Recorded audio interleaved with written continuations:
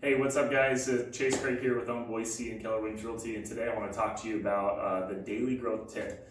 And today, the daily growth tip, we were really discussing and brainstorming around investing in real estate.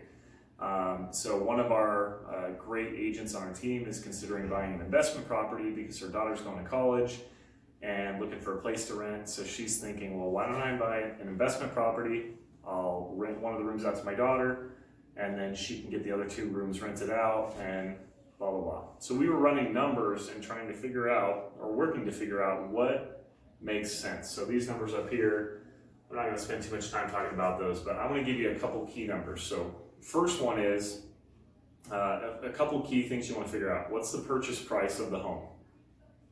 The other one you're gonna wanna figure out is what's the total rent of the home? And a really good rule of thumb, it's difficult to find in our market right now because pricing is aggressive, it's very high, is can you get 1% of the purchase price in rent? So for example, in this scenario, we have a $250,000 house, can we get $2,500 in rent? And the answer right now is no, not really.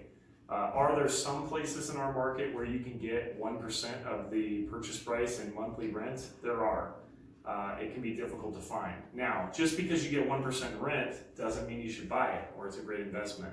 That just means you should really dig deeper to find out if it'll be a great investment for you. A couple other numbers we were throwing around that you might want to consider is when you're working with that monthly rent, like in this scenario, we had the person putting $50,000 down. They were going to have a $200,000 mortgage. Their taxes, insurance, principal, and interest was going to be around $1,200. They thought they could get between $1,600 and $1,800 a month in rent. So we started to work, well, what else do you need to consider? You need to consider not just taxes and insurance. We rolled it into their mortgage in this scenario.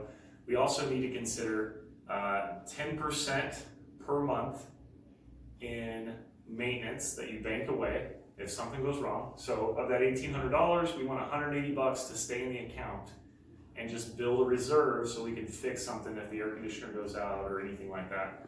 You want to figure 5% for vacancy. So that means when one renter leaves and another renter comes in, there might be a gap when they're not paying rent, and you want to have that cushion to pay your mortgage and take care of your expenses.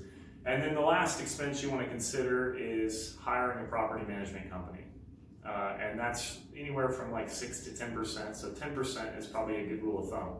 So about 25% of this rent is going to be going out every single month. So when we factor that in, it ended up leaving us with $1,350 left over. We paid a mortgage for $1,200. We got $150 a month in cash flow. So you don't have to remember all this stuff. That's why you hire us. If you have questions about buying an investment property, hit us up, tag us, comment below with any questions you have, or maybe your own experiences. Thanks so much for checking out today's daily growth tip with Boise. Appreciate it.